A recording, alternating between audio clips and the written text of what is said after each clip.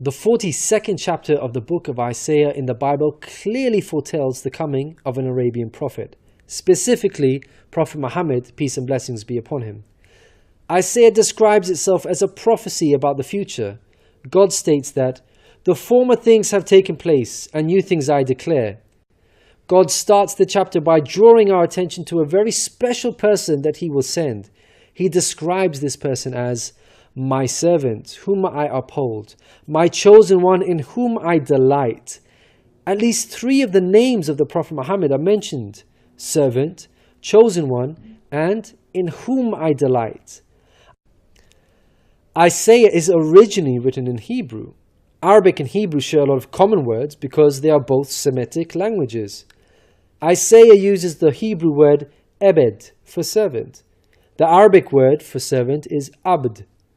Prophet Muhammad is known as God's servant. In Arabic, Abdullah. Chosen one is Mustafa in Arabic. This is another of the names of the Prophet Muhammad. The one in whom God delights in shows that this person is beloved to God. Habibullah in Arabic, which means beloved of God, also happens to be one of the Prophet Muhammad's names. In Isaiah, God also reveals the location of this special person. He states, "Let the wilderness and its towns raise their voices. Let the settlements where Kedar lives rejoice."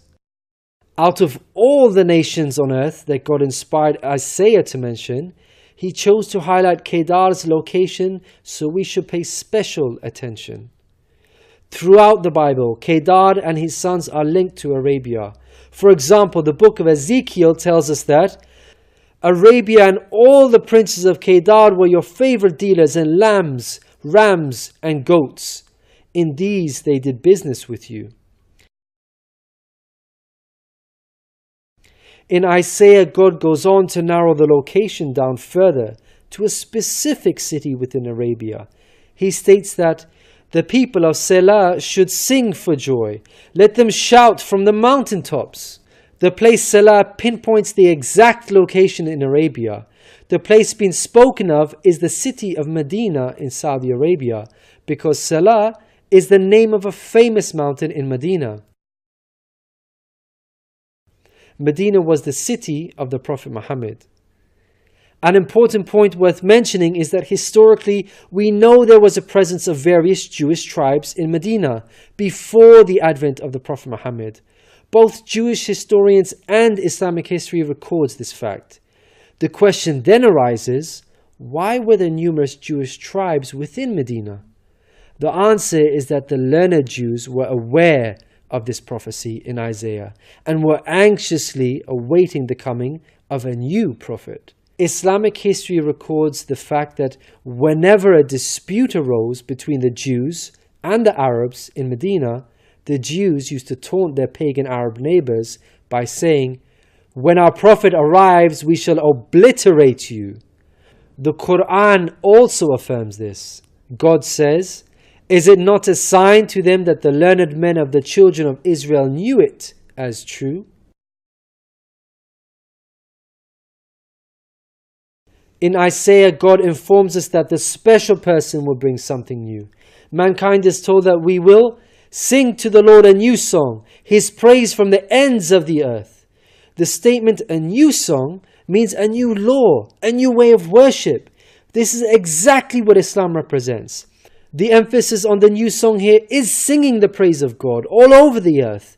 The Quran opens with the statement, "Praise be to God, Lord of the worlds," and is recited by Muslims all over the world during prayers every day. The new song cannot refer to Jesus because He did not bring about anything new. Rather, He confirmed the law of Moses that was already there. In the Gospel of Matthew, Jesus said, "Think not I am come to destroy the law or the prophets. I am not come to destroy, but fulfill."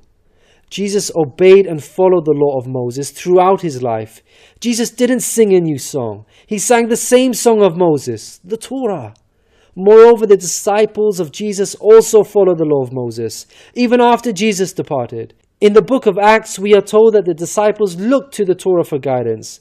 For the law of Moses has been preached in every city from the earliest times. In Isaiah, God emphasizes the universal mission of the coming person by mentioning that he will be made a covenant for the people and a light for the Gentiles. Gentiles means non-Jews. The Quran confirms the Prophet Muhammad, peace be upon him, was sent to the whole of mankind, Jews and Gentiles alike. In the Quran, God tells us, "We have sent you, O Prophet, as a bearer of glad tidings and a warner for the whole of mankind, but most people have no knowledge." The verse in Isaiah cannot apply to Jesus, because in the Gospel of Matthew, Jesus said, "I was sent only to the lost sheep of Israel." In Isaiah, God further states that He will lead the blind by ways they have not known. Along unfamiliar paths I will guide them. The pagan Arabs at the time of the Prophet Muhammad fit this description perfectly, because they had not been sent a messenger prior to Muhammad. The Quran bears witness to this. God states that Muhammad was sent to warn a people to whom no warner has come before. The verse in Isaiah cannot apply to Jesus, because his people, the Israelites, had already received a multitude of prophets from God. In Isaiah, God emphasizes that this special person will be sent to those who trust in idols, who say to images, "You are our gods." The whole of Arabia at the start of Muhammad's prophethood consisted of idol worshippers. Again, this cannot be a reference to Jesus, because his people, the Israelites, were monotheists and not idol worshippers. Moreover, Jesus explicitly told his disciples to stay away from the idol-worshipping Gentiles, the exact opposite of what God prophesied in Isaiah. The Gospel of Matthew tells us that these 12 Jesus sent out with the following instructions: "Do not go among the Gentiles." In Isaiah, God states that this special person will be a warrior and will go forth as a mighty man. He shall stir up jealousy like a man of war. He shall cry, yea, roar. He shall prevail against his enemies. Throughout history, God has dealt sternly with those who are sent guidance and persist in disbelief. Prophet Muhammad, peace be upon him, had to engage in many battles with the idol-worshipping enemies of God and ultimately prevailed against them. By comparison, Jesus did not triumph over his enemies. According to Christians, he was crucified by them. Moreover, Jesus wasn't interested in fighting. He was not a man of war. He was a pacifist, according to the Bible. He said such things as, "For all who draw the sword will die by the sword," and "My kingdom is not of this world. If my kingdom were of this world, then would my servants fight." In Isaiah, God gives us a list of momentous achievements for this special person. Chief of these is that the idol worshippers will be turned back in utter shame. Not only did the Prophet Muhammad conquer Mecca, the pagan capital of Arabia, but by the end of his life, in just 23 short years of prophethood, Arabia had shunned idol worship and now worshipped the one true God of Abraham. This cannot apply to Jesus, as it was Christians themselves who were humiliated and greatly ashamed for hundreds of years after Jesus. They were persecuted at the hands of the Roman Empire, who were idol worshippers. They executed some of the apostles of Jesus, such as Peter and Paul. Christians were tortured and even fed to the lions. Finally, Isaiah closes with an admonishment from God. "Hear, you deaf. Look, you blind, and see. You have seen many things, but you pay no attention. Your ears are open, but you do not listen. Which of you will listen to this or pay close attention in time to come?" It seems clear that the deaf and blind God is talking about in this verse are those who reject Prophet Muhammad, peace be upon him. Who among you will heed God by acknowledging him? Who will listen and pay close attention in time to come?